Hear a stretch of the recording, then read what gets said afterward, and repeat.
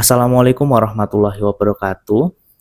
Berjumpa lagi dengan saya Ijal Ausi Ariski pada channel YouTube EduDudu Official, di mana saat ini saya akan memberikan penguatan materi dengan materi berupa mengenal majas, yaitu sebagai materi mata pelajaran bahasa Indonesia kelas 5 semester 1. Nah, di sini saya menggunakan media PowerPoint yang dibuat oleh guru kelas atas dengan username @taniaputri pada platform Canva.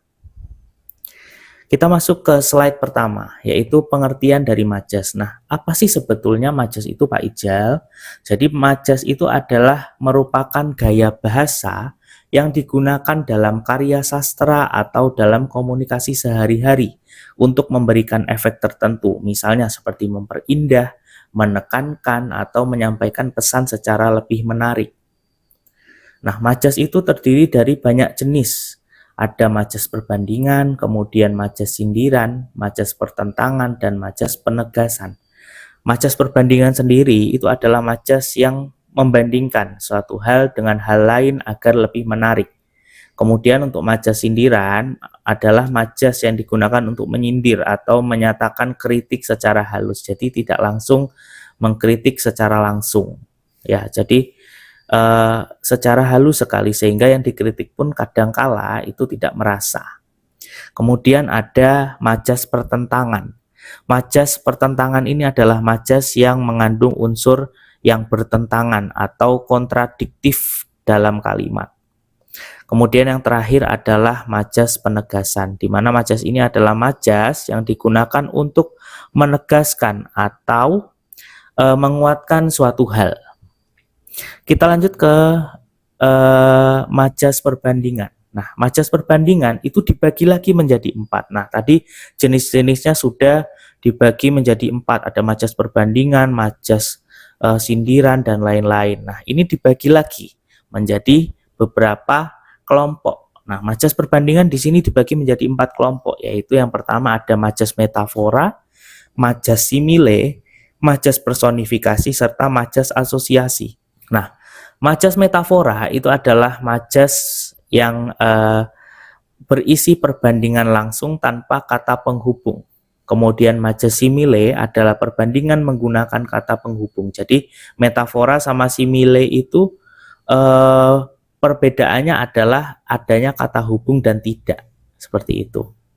Untuk yang ketiga ada majas perbandingan yang tergolong majas personifikasi, di mana majas personifikasi ini dia memberikan sifat manusia kepada benda mati.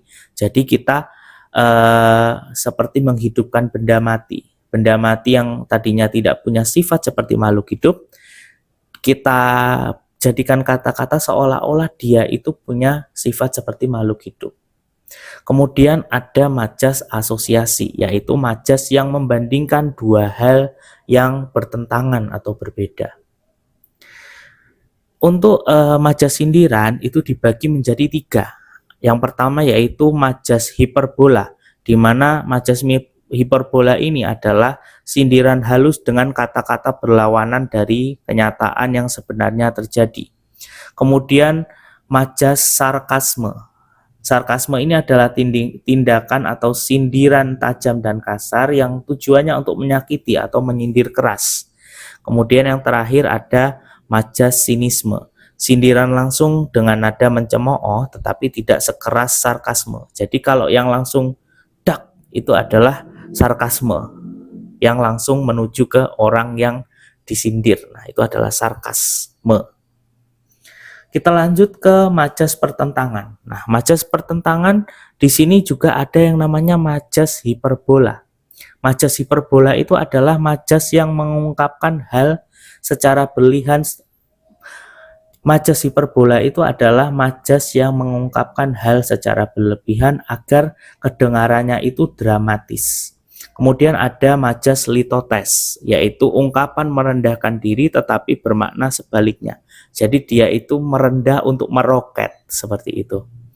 Ada juga majas paradoks, di mana majas paradoks ini terdiri dari pernyataan yang mengandung dua hal yang bertentangan, tetapi sebetulnya itu benar. Dan yang terakhir adalah majas antitesis yang menggunakan pasangan kata dengan makna berlawanan. Untuk jenis majas yang terakhir, yaitu majas penegasan, itu juga dibagi menjadi 4. Yang pertama ada majas pleonasme, majas repetisi, majas klimaks, dan majas antiklimaks. Majas pleonasme itu menggunakan kata berlebihan yang sebetulnya tidak diperlukan. Sedangkan untuk majas repetisi, dia menggunakan pengulangan kata atau frasa dalam kalimat untuk penekanan maknanya. Kemudian untuk majas klimaks itu adalah menyusun kata atau frasa dari tingkatan rendah hingga ke tingkatan tertinggi. Sementara untuk antiklimaks yaitu sebaliknya, menyusun kata dari frasa tingkatan tinggi ke tingkatan rendah. Jadi majas pleonasme dan repetisi itu tidak berlawanan, sedangkan kalau klimaks dan antiklimaks itu pasti berlawanan.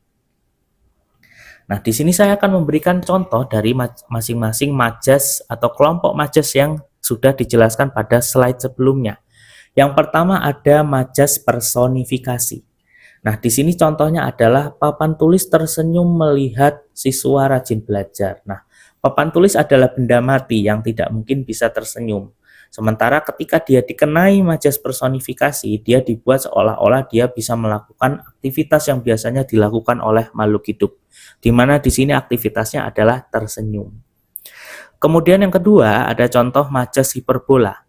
Tugas sekolah menumpuk setinggi gunung di mejaku. Nah, nggak mungkin tugas-tugas sekolah itu bisa numpuk setinggi gunung. Gunung saja tingginya berapa mdpl itu, berapa ribu mdpl. Nggak mungkin buku sekolah kamu misal ditumpuk semuanya jadi satu setinggi gunung, itu tidak mungkin. Makanya dia disebut dengan majas hiperbola yang kesannya melebih-lebihkan seperti itu.